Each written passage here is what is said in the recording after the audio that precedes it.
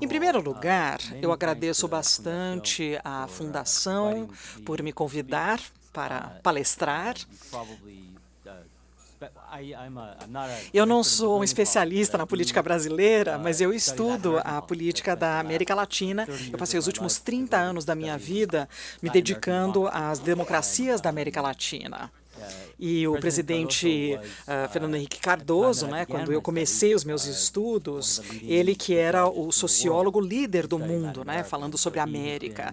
Então, ele sempre foi um ídolo meu, desde que eu era muito jovem. Então é uma grande honra estar aqui hoje. Eu peço desculpas por não poder dar a palestra em português. O meu português é terrível. A minha esposa disse que eu deveria até tentar, mas eu sou covarde, não vou fazer isso não. Deixa eu começar, então, falando sobre uma coisa que é bastante óbvia, eu acho, mas acho que é importante dizer, que seria que as democracias não morrem hoje como elas costumavam antes. As democracias costumavam morrer na mão de generais, com as armas.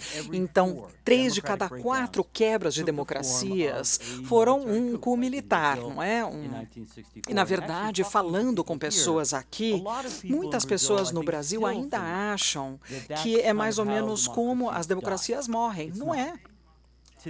As democracias, elas morrem hoje de maneira mais civil, não nas mãos de generais, mas de líderes eleitos, presidentes eleitos, e eles utilizam ali as instituições da democracia para reverter. E desde o final da Guerra Fria, a maior parte dos autocratas, eles entraram no poder através de eleições, e eles utilizaram formas constitucionais ou legais, Eles utilizaram plebiscitos, referendos, eleições e trabalham através do Congresso ou conseguiram ali o controle do tribunal e eles utilizaram formas legais para legitimizar o seu governo, Então, Daniel Ortega, por exemplo, Rafael Correa, Duterte ali nas Filipinas, muitos casos desses. E o que torna essa jornada muito perigosa é precisamente que está escondido através dessa democracia, porque as coisas parecem normais, Não tem aquele coup d'etat, aquele golpe onde alguém pega ali o palácio, e assume e rasga a Constituição e aí você tem aquela bagunça. Não tem isso. Você ainda tem as eleições, você ainda tem um Congresso, você ainda tem uma Constituição. E, na verdade, a subversão da democracia, em muitos casos, é que é sutil, é incremental e, às vezes, é uma coisa muito lenta. Todo mundo, por exemplo, na Turquia, o partido que assumiu o poder, não foi em 2007, 2008, foi só em 2007, 2008 que realmente entrou no poder, O Chávez foi até 2006 e 2007 só que ficou claro que esse regime tinha entrado ali em outro tipo de autoridade, Então é uma coisa muito sutil, porque o processo de manipular as instituições é uma coisa incremental, é uma coisa lenta, e por isso os cidadãos não sabem que estão perdendo a sua democracia até ser tarde demais. Em 2011 foi na Venezuela, não é? Então são 13 anos depois dele ser eleito presidente, Então em 2011 foi uma maioria ali que ainda acreditava que eles estavam numa democracia, e não era o caso. Então, se essa quebra da democracia começa ali nas eleições, uma das formas de proteger a democracia é evitar que os autoritários ali sejam eleitos em primeiro lugar. E nós precisamos poder identificar esses autoritários quando eles são candidatos.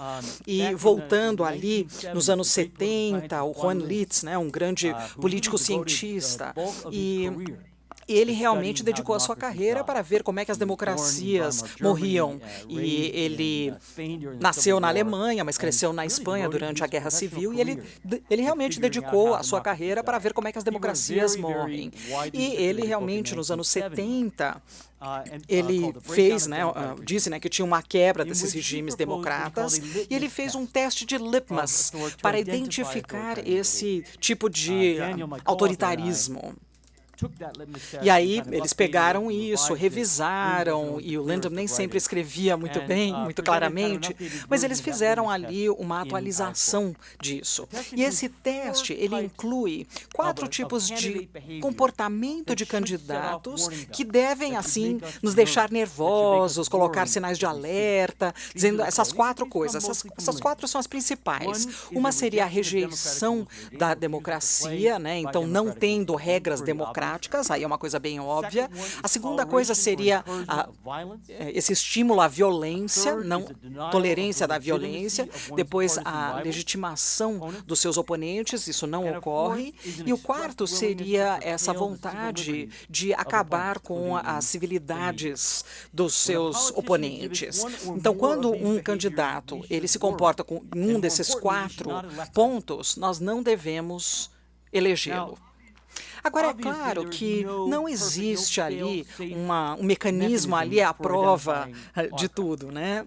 Para identificar esses candidatos, mas na nossa pesquisa, nós descobrimos que todos esses autocratas eleitos, eles passam nessa prova, né? Eles exibem sinais de autoritarismo, eles revelam seu autoritarismo antes de serem eleitos. Tem alguns que falam umas coisas que dá medo, e aí eles podem até se comportar ali de uma forma que dá medo, mas a maioria realmente faz o que diz que vai fazer.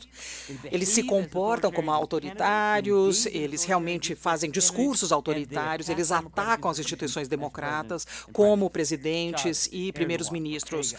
Chávez, Ortega, Correia, tem vários. Então, a lição que eu tenho disso é que nós precisamos ver o que os candidatos falam e levar a sério. Eles estão falando sério, não estão fazendo gozação. Agora, você tem essas figuras autoritárias, extremistas, e eles sempre aparecem em democracias. Nos Estados Unidos, nós temos um longo histórico disso. Agora, a pergunta é, como é que nós tiramos eles desse centro do poder? E aqui, novamente, nós pegamos ali a elite política, especialmente os partidos políticos, eles têm um papel muito importante. Eleger os autoritários, eles raramente chegam ali no poder sozinhos. Geralmente, eles têm ajuda de algum partido político, né? Alguém da elite política que abre a porta para eles entrarem. Então, alguns políticos, eles calculam que uma aliança, trabalhando, né, flertando ali com essa figura extremista, pode ajudá-los politicamente num curto espaço de tempo, né, ganhar poder, permanecer no poder, derrotar alguém outro que eles não gostam. E essa suposição é que, se esse extremista ganhar o poder, aí ele vai estabelecer o controle, manter o controle. Então, essa barganha, realmente, às vezes, sai o tiro pela culatra. E o Durani Gioletti, ele estava tentando entrar ali no fascismo, não é? Naquele apelo, aí você tinha ali os candidatos fascistas colocados ali no parlamento e legitimando ali aquele partido fascista. Então, isso realmente não teve um final bom. E na Alemanha, nos anos 20, eles forçaram uma aliança com Hitler, querendo entrando ali no apoio do Hitler, conseguindo o apoio de Hitler para aumentar a sua base, né, que estava em declínio. E depois dele ser chanceler, né, em 1932, e aí os conservadores, ele falou para os aliados conservadores, ele falava assim, olha, daqui a 2 meses eles vão estar tão acuados que eles vão dar um berro. E mais recentemente, na Venezuela, nós temos o Rafael Caldera, né, o antigo presidente. O pessoal realmente teve a primeira tentativa de golpe, né, de coup d'etat, para legitimizar o Chávez. Depois, 2 anos mais tarde, né, ele que liberou o Chávez. E o Caldera sabia muito bem que o Chávez era perigoso, mas ele estava convencido que o Chávez iria, né, sair, desaparecer politicamente antes das eleições de 1988. E a Itália, a Alemanha, a Venezuela, todos esses grandes políticos que abriram a porta para esses extremistas. E nos 3 casos foi um erro trágico. E, novamente, o Juan Letts, ele tentou, ele realmente dedicou sua carreira para ver como é que as democracias morrem. E uma lição que ele nos deu é que os principais políticos precisam fazer o possível, o que é humanamente possível, para manter esses autoritários fora do poder. Eles não apenas precisam estar dispostos a resistir a essa tentação de se aliar com esses extremistas, mas eles também precisam estar dispostos, se necessário, a juntar forças com os rivais ideológicos defendendo a democracia. E nas palavras de Lindsay, quando você enfrenta ali uma ameaça autoritária, os grandes políticos precisam se juntar com os oponentes que têm uma ideologia distante, mas querem continuar com a democracia viva. Por exemplo, Rafael Caldeira, eles não conseguiram fazer isso. E aí a sua ordem democrática caiu. Depois eu escrevi esse livro, né, como morrem as democracias, e eu preciso falar um pouquinho sobre os Estados Unidos, né, porque isso aqui é dos Estados Unidos. Então, em 2016, o Partido Republicano também não conseguiu ouvir esse conselho do Lindsay. Então, o Donald Trump realmente ele é autoritário, né? Ele ameaçou não aceitar os resultados das eleições, ele queria colocar o oponente na prisão, aí ele ameaçou também uma ação legal contra os críticos da mídia. Então, os 4 pontos ali, ele estava seguindo, não é? E eles sabiam que o Trump era um democrata, ele não estava bem ali para assumir esse cargo, desculpa falar assim, e é um demideus, né, que ele se achava. E dentro do espectro político é muito difícil você tirar uma pessoa dessas. Geralmente é uma derrota política de curto prazo e nenhum político gosta de perder. Então os políticos, eles têm o seguinte raciocínio, eles falam para si mesmos e para outros que um demideus não é tão bom. Eles podem controlar essa pessoa, mas é melhor passar o poder para ele do que passar o poder para o oponente ali, o rival ideológico, né? E foi isso que os republicanos fizeram. Nenhum líder republicano, nenhum oficial republicano, nenhum governador, senador, nenhum membro do Congresso queria fazer aquela coisa que teria assegurado a derrota do Trump, que seria endossar a Hillary Clinton. E esse é o fato, quer dizer, nenhum republicano endossou a Hillary Clinton e isso mandou uma mensagem muito boa para quem votava nos republicanos, dizendo assim que era uma eleição normal, que o Donald Trump era um candidato normal, que era, né, uma eleição com 2 partidos concorrendo, e dentro desse contexto de uma economia não tão boa e um eleitorado dividido, foi o suficiente para o Donald Trump ser eleito. E agora, os americanos, eles têm ali um presidente basicamente autoritário, não é? E é aí que as instituições entram no jogo. E eu quero falar sobre essas instituições formais e informais. Os americanos, como vocês provavelmente já sabem, eles têm muito orgulho, muita fé na Constituição deles. E o nosso sistema constitucional, né, de cheques e balanços, já restringiu muitos presidentes autoritários, né? Franklin Roosevelt, o Jackson, o Nixon. Mas quais são os pontos principais ali? É que as constituições por si só não são o suficiente para salvar a democracia ou protegê-la. Você precisa de um reforço, você precisa de um suporte, uma complementação. E é o que nós chamamos de normas democráticas. E o livro se foca em 2 normas em particular. A primeira é o que nós chamamos de toleração mútua, então aceitando a legitimidade do seu oponente. Então não importa o quanto nós discordamos com o outro partido, não importa quanto nós não gostamos do outro partido, nós pelo menos publicamente aceitamos que eles são cidadãos leais, gostam muito do país assim como nós, e eles têm direitos iguais para concorrer para esse poder e para participar das eleições. Então, nós não tratamos os nossos rivais como inimigos. A segunda norma é o que nós chamamos de forbearance. Isso aqui é o seguinte, significa que você não vai exercer os seus direitos legais. Então, é como se fosse uma subutilização do poder. Você não sempre pensa em forbearance, né, na política da América Latina, mas é muito importante para fazer uma democracia funcionar. Então, pense no presidente dos Estados Unidos, o que ele pode fazer legalmente, constitucionalmente. Ele pode dar perdão a qualquer coisa, a qualquer pessoa, quando ele quiser. Não está claro, né? Não está claro, mas a Constituição não tira isso. Isso pode ser testado. Qualquer presidente dos Estados Unidos que tem uma maioria no Congresso, assim como Donald Trump tem hoje, ele pode entrar num pacto com o Congresso. Se ele não gosta, ele pode fazer uma lei, ele pode expandir, sei lá, para 6, 9, 11, 13, sei lá, ele pode preencher, né, com pessoas leais a ele. Isso é legal. E o Congresso pode se recusar a formar o governo, ele pode fechar o governo. E como vocês sabem, o Congresso pode remover o presidente por qualquer motivo, legalmente falando. Agora, o que eu quero dizer com isso é que os políticos, eles podem explorar o que está escrito na Constituição, assim como a dos Estados Unidos, então pode explorar o que está escrito na Constituição de formas que até tiram o espírito da Constituição. Então, o estudante, né, um professor de Harvard, Mark Tushnet, ele falou assim que é um hardball da Constituição. Não sei como traduzir isso em português, boa sorte para quem está traduzindo. Mas o que é esse constitutional hardball? O que é isso? É quando você usa as palavras da lei para diminuir o espírito dessa lei. Você olha para qualquer democracia que falhou no mundo e vocês vão achar muitos desses hardballs, né? Alemanha, Espanha, Argentina com o Perón, Venezuela com Chávez, a Hungria, a Turquia, a Polônia. E isso deve ser comum para todo mundo que segue, né, essas democracias. E nós temos, por exemplo, os argentinos que têm muito disso, né, o Perón, o Kirchner, todos eles fizeram um pacto ali de coisas constitucionais, eles fizeram coisas legais ali no Congresso.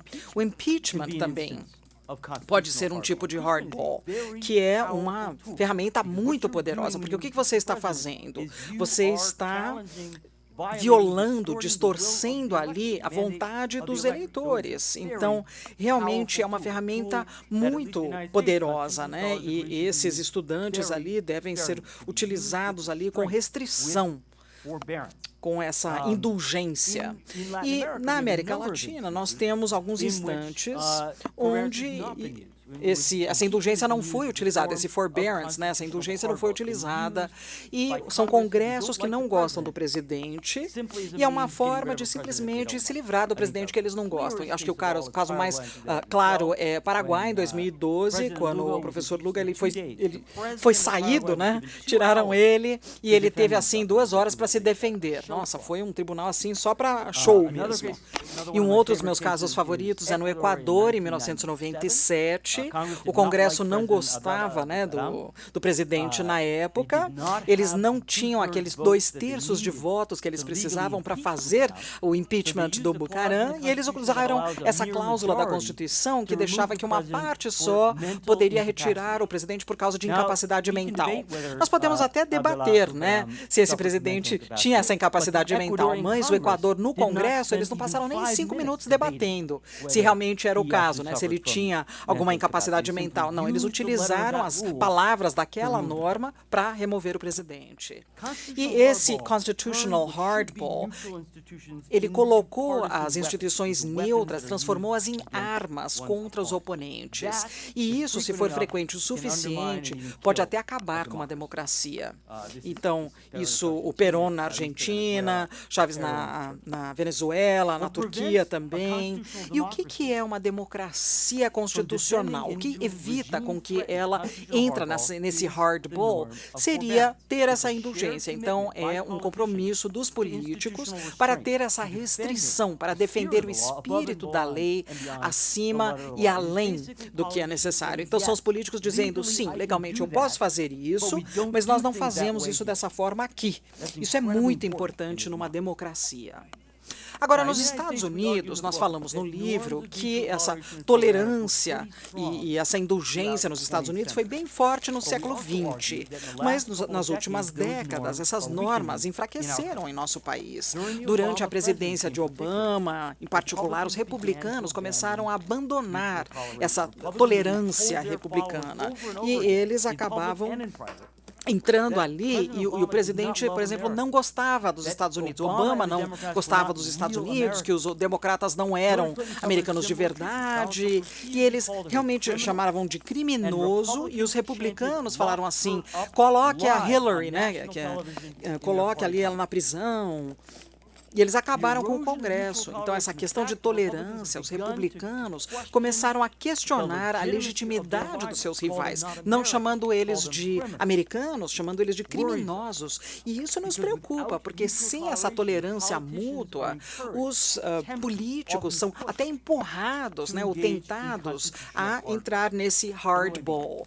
Quando nós vemos os nossos rivais como inimigos, quando nós vemos nossos rivais como uma ameaça existencial, nós somos tentados a utilizar qualquer forma de evitar que eles consigam o poder. E isso está começando a acontecer nos Estados Unidos. E esse constitutional hardball está aumentando nos Estados Unidos. Um exemplo foi o impeachment do Bill Clinton em 1998. Isso por causa de uma tecnicalidade.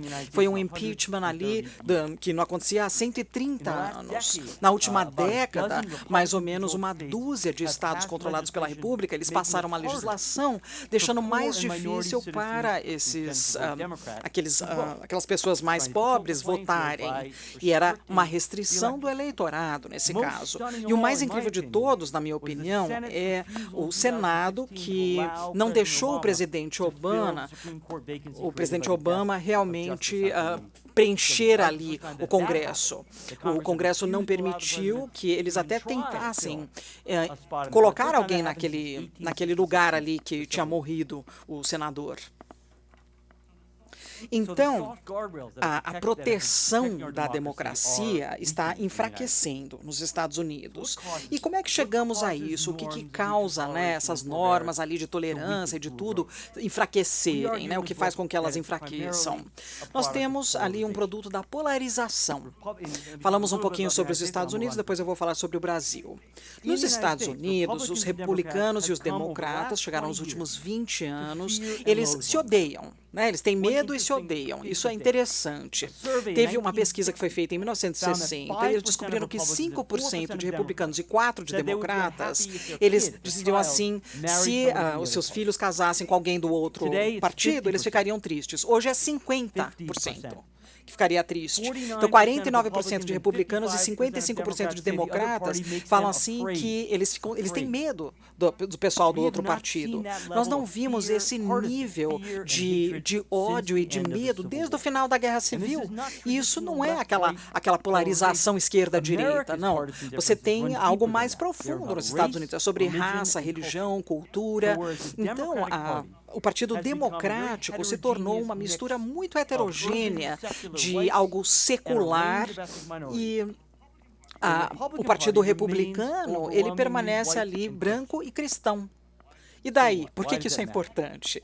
É importante porque os cristãos brancos não são qualquer grupo nos Estados Unidos.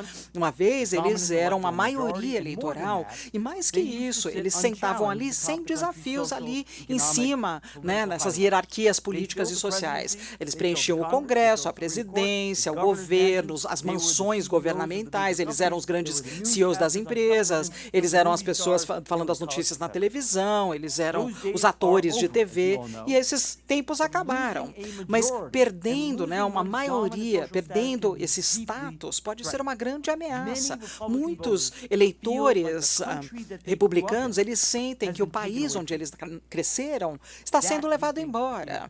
E é isso que leva à polarização nos Estados Unidos. O problema é que a polarização pode acabar com a democracia.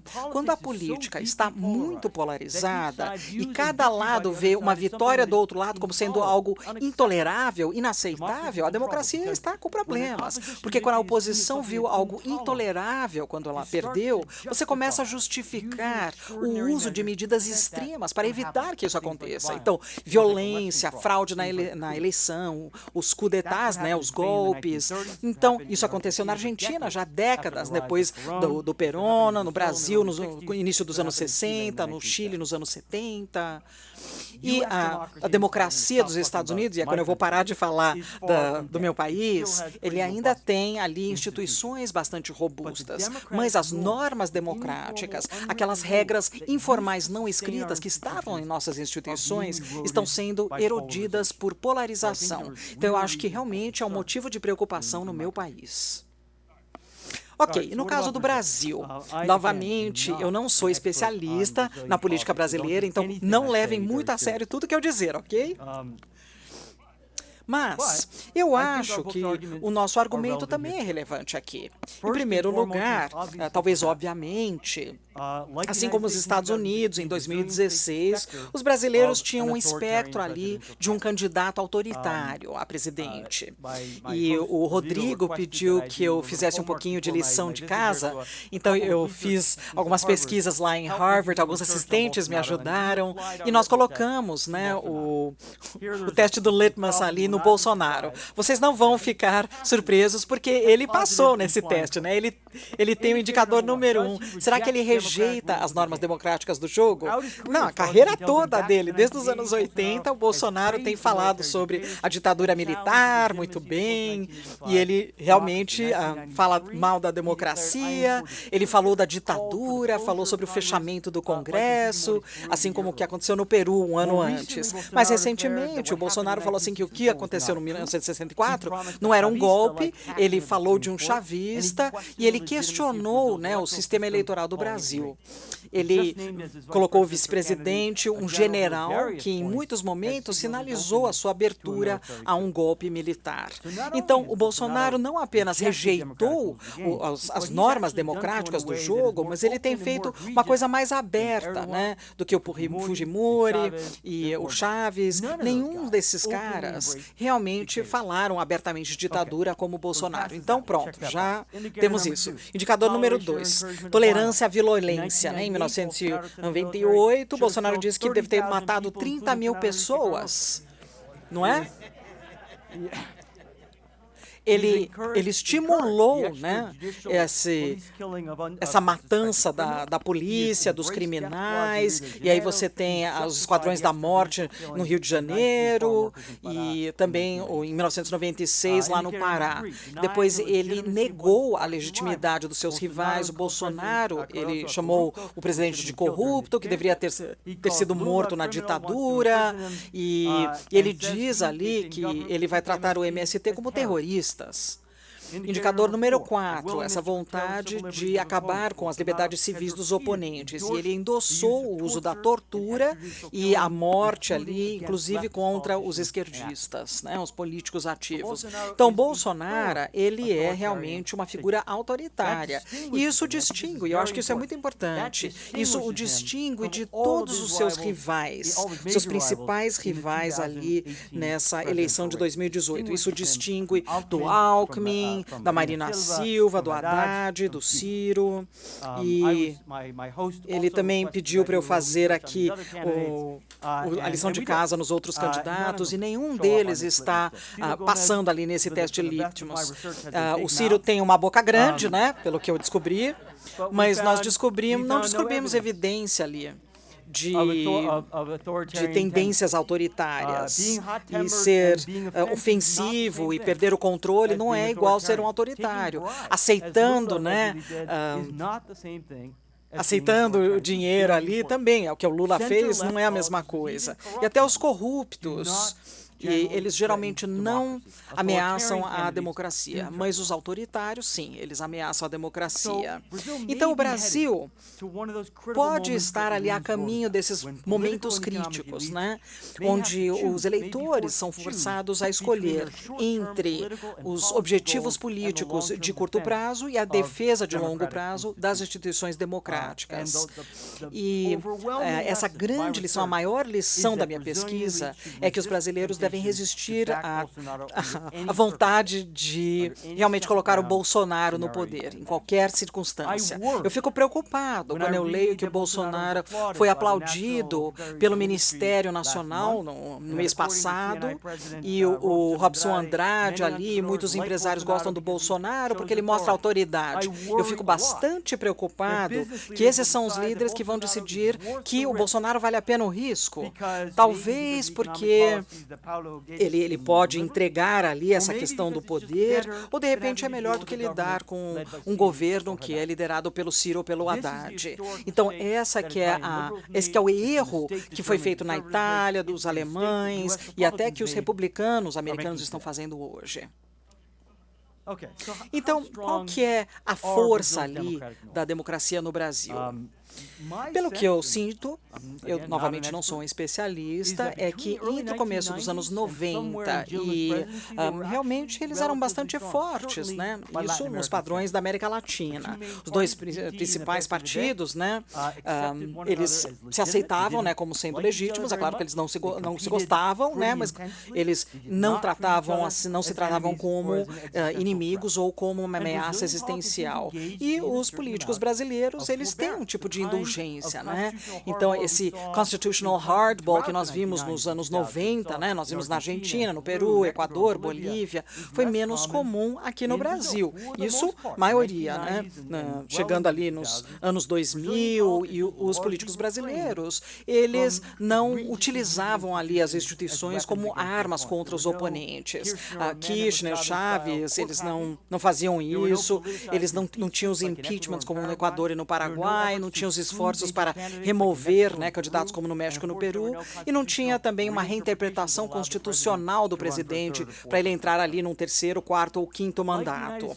E nos Estados Unidos, parece, para mim, parece ali que as normas democratas brasileiras estão enfraquecendo nos últimos 4 a 5 anos. A política, como vocês sabem, sofreu uma polarização e a tolerância mútua ali começou a erodir. E durante a presidência da Dilma, muitas pessoas à direita começaram a ver o PT como uma ameaça. Eles estão preocupados que o PT está se tornando um partido dominante, que quer esticar o seu poder durante décadas, e alguns até acharam, né, que era uma ameaça.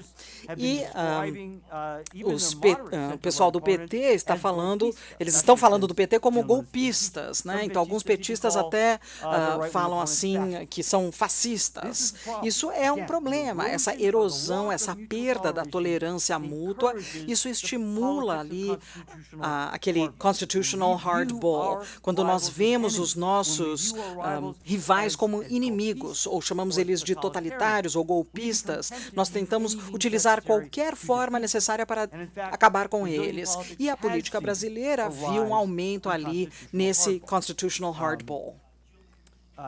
E no impeachment da Dilma, eu discordo do pessoal do PT, eles falam que é um golpe. Não, foi completamente legal, foi constitucional, mas foi um caso de constitutional hardball. A Dilma sofreu um impeachment por causa de uma tecnicalidade por motivos políticos. A Dilma também estava ali no constitutional hardball, né, quando ela tentou colocar Lula como chefe, né, do staff dela para protegê-lo, ou pegar, né, o caso do Lula, ele foi colocado na prisão, ele foi excluído das eleições. Essa exclusão de 2018 das eleições está justificada, é legal, mas também é um caso de hardball judicial, porque eles realmente aceleraram o caso e eles pressionaram a lei, porque o Lula não precisava ir para a cadeia antes das eleições de 2018.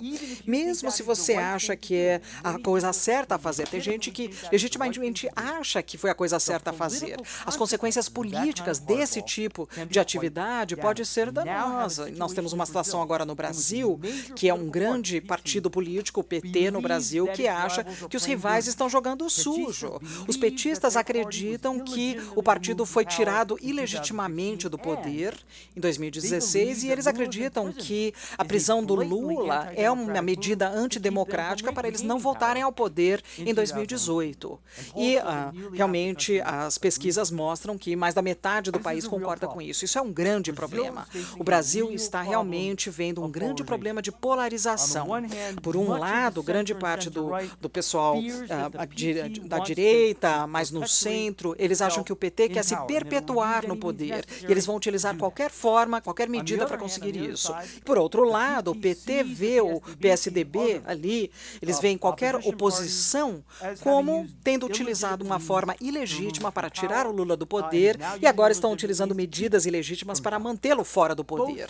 Então, os dois lados hoje se veem como perigosos, os dois lados se veem como antidemocratas e os dois lados se veem como sendo uma ameaça existencial. E para piorar as coisas, isso tudo está acontecendo, essa polarização está acontecendo num contexto onde o suporte da democracia está erodindo. Eu acho que vocês já viram a porcentagem de brasileiros que dizem que a democracia é sempre o melhor sistema e já acabou caiu, né, de 77% até 50% hoje. Menos de 20% dos brasileiros estão realmente contentes com a democracia. Então, metade do país realmente quer ver em alguma circunstância, um golpe mesmo. Agora, a erosão dessa democracia indulgente foi por causa do Lava Jato, por causa da crise econômica. Essa erosão de suporte à democracia não é algo irreversível, foi muito baixa ali nos anos 80 e 90, e esse suporte para a democracia não é algo fatal para a democracia, mas realmente a deixa mais vulnerável. E depende da elite, pelo menos agora, nesse momento, defendê-la. Então, depende da elite para defender a democracia. Então, por que a elite deveria defender a democracia? E eu queria dar alguns motivos para isso antes de terminar. Primeiro, não existe evidência, não tem motivo nas ciências sociais que o autoritarismo vai trazer uma solução melhor para o Brasil. Teve muita pesquisa econômica, na ciência política, nessa questão de se as ditaduras têm um desempenho melhor do que as democracias em termos econômicos, né, de crescimento econômico. Os resultados são claros, não é o caso, o desempenho é quase igual. Algumas ditaduras foram muito boas, Taiwan, agora a China, mas são, na verdade, pontos fora da curva, né? Não é todos os governos da China, né, em todos os regimes do mundo, que realmente têm um desempenho muito bom ali no lado econômico. E as ditaduras também não são melhores contra a corrupção, mesmo que tem gente que acha que é o caso, os dados sugerem que são até piores do que na democracia, né, em relação ao combate à corrupção. Então, tem muito pouco a se ganhar a partir do autoritarismo, mas eu acho que tem muito a perder. Então, as instituições democráticas fortes não são fáceis de construir. Você precisa de muito tempo para construir, são décadas. Você precisa de décadas para estabelecer o controle civil sobre o militar. Você precisa de décadas para criar ali um judiciário independente, uma legislação forte. Você pode discordar de mim, mas eu acho que os brasileiros, eles fizeram ali um trabalho muito bom nisso, né, nos últimos 30, 35 anos. Nunca antes na história que os civis controlaram os militares e a independência do judiciário, e nunca tudo esteve tão bom quanto no último quarto de século no Brasil. Uma pequena caída ali de autoritarismo pode acabar com décadas de trabalho. E isso é um problema que muitos países passaram isso, por exemplo, a Argentina, o Peru, o Equador, a Bolívia, porque historicamente a democracia tem se quebrado toda vez que tem uma crise. Então, as instituições democráticas nunca tiveram o tempo que era necessário para enraizar. É um ciclo vicioso, né? Então, os argentinos, o Peru, né, eles ainda estão tentando crescer nessa área. E, finalmente, a sua democracia tem consequências muito além do Brasil. Os últimos 30 anos foram um período mais democrático na história da América Latina, mas, como todos vocês sabem, o ambiente internacional é menos favorável à democracia hoje, comparado com os anos 90. Por motivos óbvios. E, ao mesmo tempo, a satisfação pública, o suporte público da democracia teve uma erosão também e declinou em grande parte da América Latina. Não é só no Brasil, é México, Colômbia, Argentina, Peru, até o Chile e a Costa Rica. O Brasil realmente é um país muito influente. Se a democracia falhar aqui, isso pode desencadear uma grande onda de quebras democráticas na América Latina. Não seria a primeira vez. Em 1964, o golpe daquela naquela época teve um grande impacto na América Latina. Isso estimulou os militares a assumir o poder na Argentina, Bolívia, Equador, Peru e até no Chile e no Uruguai. Então, seria realmente trágico, na minha opinião, se esse tipo de história realmente acontecesse. Vamos parar por aqui. Obrigada.